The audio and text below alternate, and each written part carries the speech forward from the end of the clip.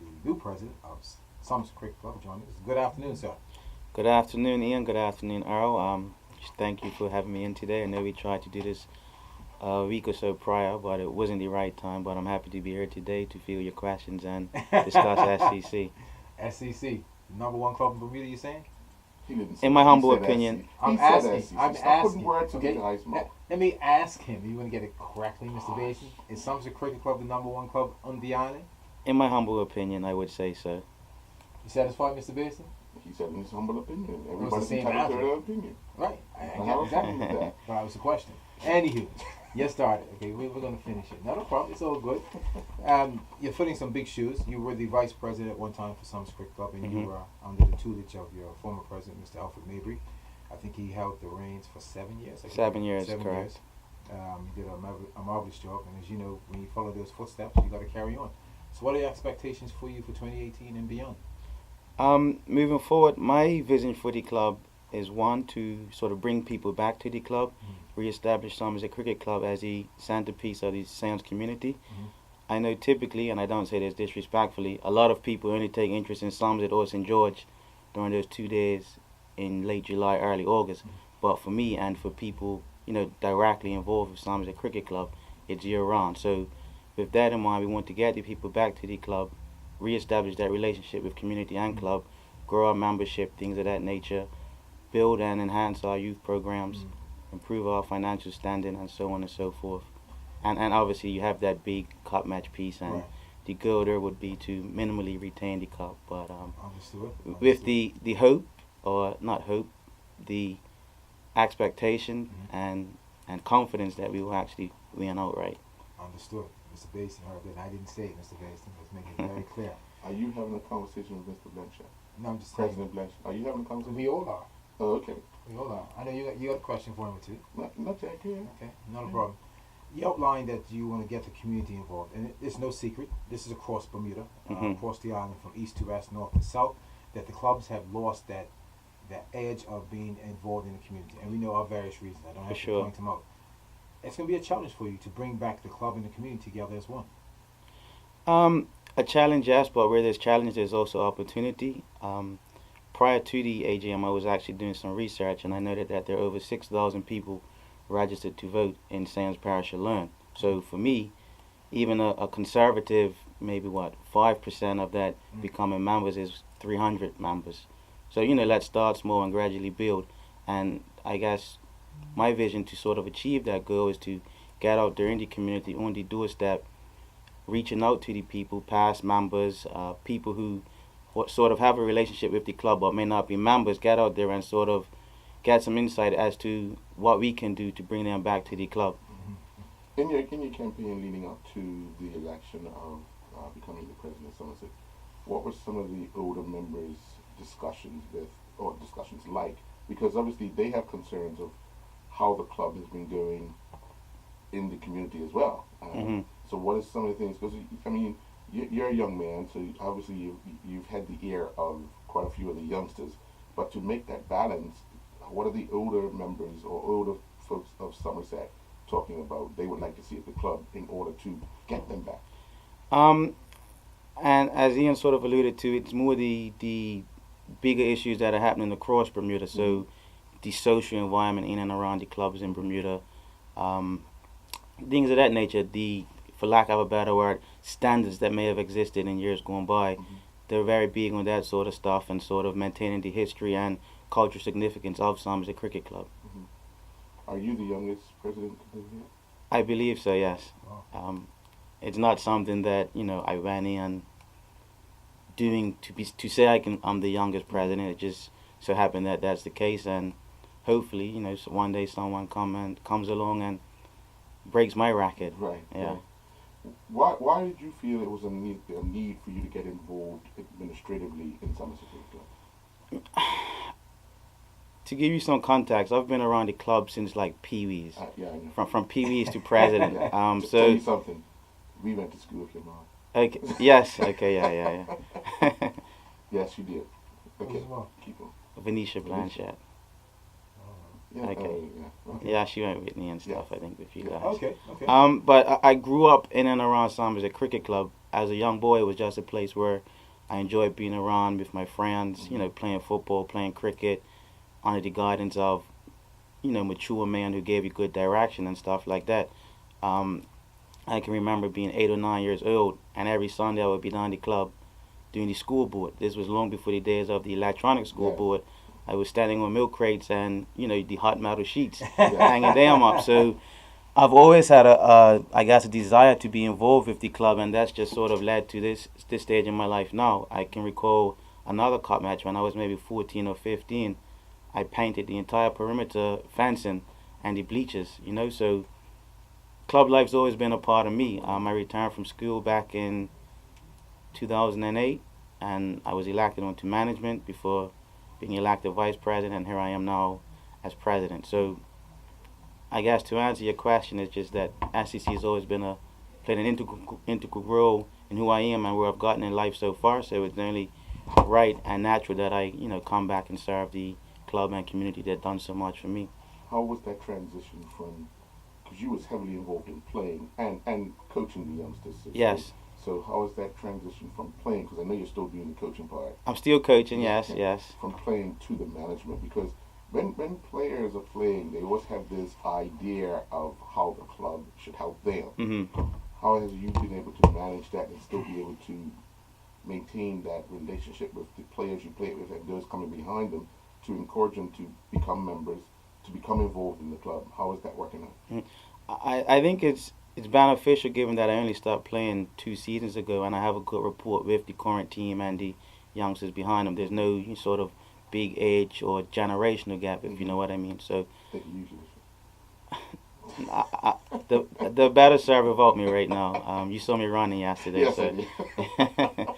But I mean, yeah, I just think being sort of their age helps to sort of bridge that gap which may have existed previously, if you know what I mean. Yeah. So I hope to use that to my advantage. I like to think I have the respect of the current players and the youngsters coming behind them, and my plan is to sort of, as I sort of stated earlier, is to bridge that relationship between just being someone who comes there and plays football 2 or 3 times a week, but now let's become people who want to frequent the club and get involved on the other side of things so that the club can meet its operational goals, you know, in 2018 and beyond. Now this year coming up, this wouldn't be your first cup match, because obviously you've been on management, you said, Yes. since 2008. Yes. In that regard, what do you see different now being involved over the past 8 years that you didn't see prior to being involved? I mean, that's an easy question. It's just so much work that goes into putting on those 2 days of cricket. I mean, the viewing public just come along, you know, bring the coolers, load up all the refreshments and food, but it's so much work that goes on behind the scenes in terms of, you know, you're meeting with the sponsors, you're meeting with the scaffolding people, you're meeting with the radio personnel, you're meeting with the caterers, you're meeting with the security, you're organizing the transport and hotel for the players, you know, you got to get the cricketers and the gear sorted out. It's so much that goes into it. Do you have a sports chairman that does both, or you have a cricket and We have a cricket chairman who is Mike Coday. So he was cricket chairman. He's been cricket chair. I think last year was maybe his fresher, but he was also the cricket manager, team manager. So we have them separated. Mike Coday, cricket chair, and the Durwade is still the football chair.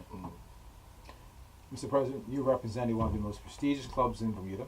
As a young man, will this be added pressure on you? I wouldn't say added pressure. I mean, it's a huge responsibility, undeniably, but it's the same responsibility whether you're my age or you're more senior than me. And I like to put things into context. For me, pressure is a mother who wakes up and doesn't know how she's going to feed her child. So for me, this is just a huge responsibility. I'm quietly confident that, you know, I can do a decent job and please. I mean, I'm not going to please everyone. That's just the nature of it. But I like to think I'm going to do a good job with the support of those around me. I think we have a very good team, very well balanced in terms of youth and experience, male and female. So I'm optimistic. Fair enough. What advice has been passed on to you now that you're in the hot seat with Somerset Cricket Club? You've been in management since 2008, but what advice has been passed on now that you're the president of the club? The main thing has been to sort of, like, don't be afraid to ask for help. within our membership and wider community, there's people with a vast range of contacts and networks, and also like skills and resources. So don't try and take on everything yourself. And Point. another main point would be, don't be afraid to make the hard decisions. And somebody actually just said this to me on Saturday. From a business perspective, treat it as if it's my own business. True. That's true. So I would say there are three main things: not being afraid to ask for help, making the tough decisions, and treating the business side of it as if it was like my personal situation. Fair enough. As president, are you ready to grind the long hours? Because it's going to be some long hours. Good thing that you still, I think, you live in Somerset still, so that helps. Yes.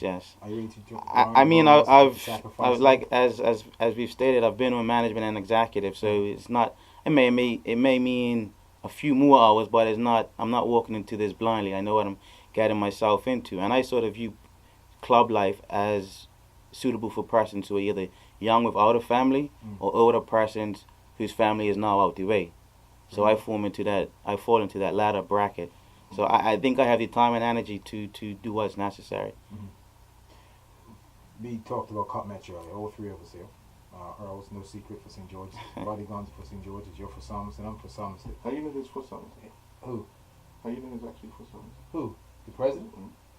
As I was saying, right? That's why his sacking first. No. It's that simple. But how do you know he's actually? As I was saying, My mother's actually for St. George's, but I said he. The I'm president staunch for Somerset. All right. That's why he's second. You're first. Mr. Basin never fails.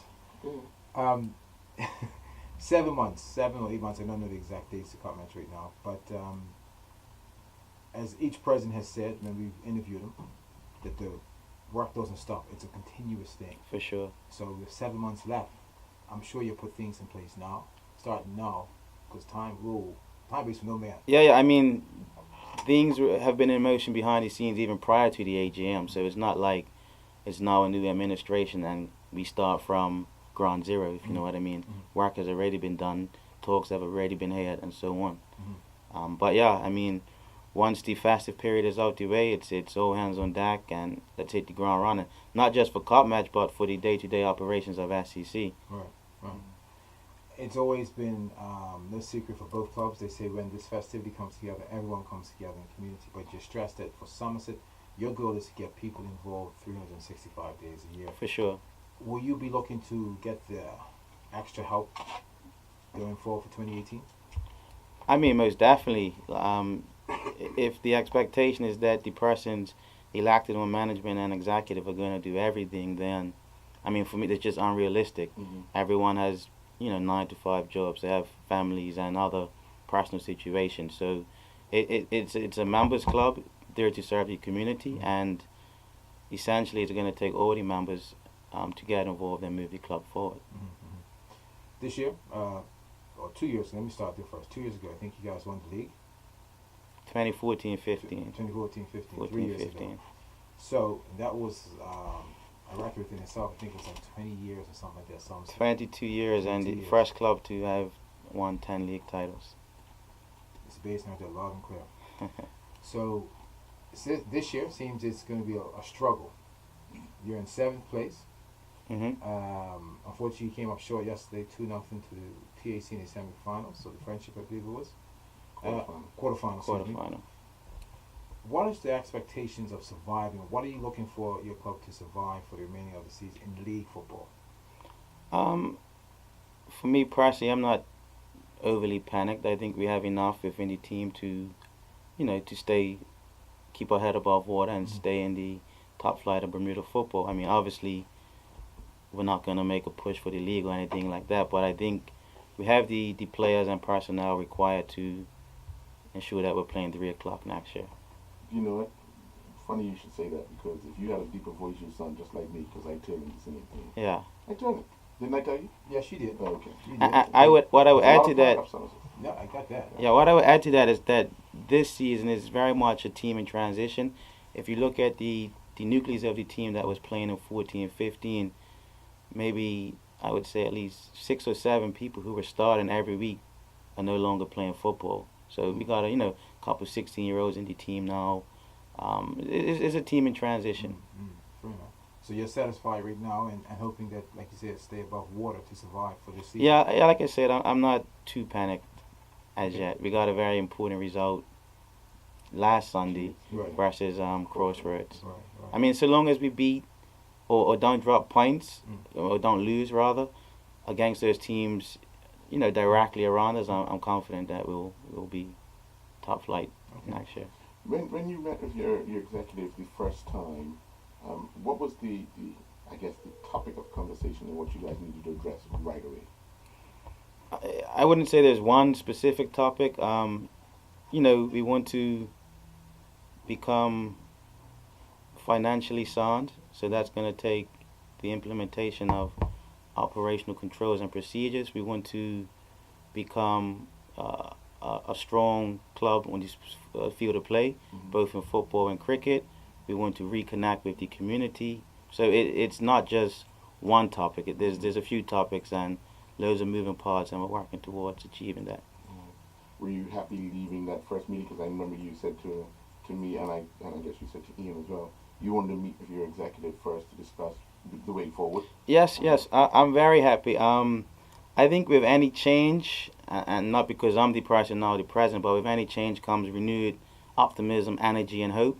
And I think, we have a bit of momentum. We have a bit of goodwill from the members now. So I'm confident that we can, get this right and get the club moving in the right direction. And that's not to say that we were getting it wrong previously or anything like that. Right. Well, I want to wish you all the best. I'll speak to you closer to the end of the football season. Okay. Then we get into the other part. Not to worry. What's the other part? What's the Small other ball. part? Small ball. Small ball. Oh, softball? Small ball. What is small ball? I'm just asking. I'm asking. What is small? Is it a new sport? I don't know. Yeah, that's a new sport. What's the name? Small ball. Small ball. Oh, you're talking like England and the Ashes series. Okay, cricket. That's What? what you're referring to. They're on the way towards a whitewash right now. Pretty much. Hey, I never see so many English people celebrating when the play was supposed to start. It was raining. Yeah. It was hot match in Australia, boy. Yeah. Then it dried out. They must have started crying then, didn't it? Oh, the tears couldn't make you feel enough. It's crazy. It's crazy. Really crazy. But you know what's funny? I mean, it's almost like that series, whoever's home seems to dominate a little more than the other team. Not necessarily win, but seems to dominate a little more. If you look at it, England went to Australia on a high. They've lost 2 games by innings and runs. Yeah, that's it. Heavy. Yeah. Like a whitewash, as they say. Right? Well, 18. 18 is something different. Yeah, that's true. 18 is something different. That's true. Before we wrap up, Mr. Blanchette, excuse me, any final comments you'd like to add to our listeners regarding your situation with Somerset as the new president? I'd just like to thank the listening public for tuning in to Inside Sports Talk Radio, and I'd encourage all those fans of SEC to, come and get involved, come become financial members, and let's collectively move our club forward. Right now, one more question I have for you regarding not just football and cricket. Is there any other sporting activities that someone is looking to improve in other sporting areas? I mean, ultimately, it all comes down to resources, right? I know in years prior, Somerset had like one of the better softball teams and things of that nature. Previously, we've had like a majorette group. But if we can identify the right persons to sort of get those programs off the ground, then I think, speaking for the executive and management, we're more than willing to sort of ensure that gets done. Fair enough. But I stressed this at the AGM. The club is only as strong as the collective will and desire of the membership. That is so true. So I want to reiterate that point. Okay. All All right. right. Good luck. Yeah. best Thank luck you, going and forward. thank you for having me in today. I think it was very useful for me to, get out there and spread the word of SEC. And if you ever want to call me back in, By all you means. got my details And now. by your So. details, we will call you. I know Mr. Basin will call you. But I will I will call call him. you. I'm going to call him, I tell you, at the end of the season, the football season, before we go to small ball, and then we're going to visit him on the 2 days and take what belongs to me. Take what belongs to you. Oh, yeah. But Your website. something? I get it. Your laptop. But you know something? I'm going to put the pressure on him. Because the man he replaced lost his first year as president. I knew you was going to say that. I knew exactly where you're going. Just at Somerset too. At Somerset. Mm. All right. But it's different president. Didn't I just say? His first year as president, he lost at Somerset. Yeah. Oh, so you need the cup, right? Hmm? You need the cup. Yeah. But you didn't even need it. Well, in order to win it, you need it. You need it to win it. That's my point. That is a question. For people to know where Somerset is, they have to have the cup. Yeah, Because everyone knows Sands. No one knows Somerset. Thank you. We'll be back after this commercial.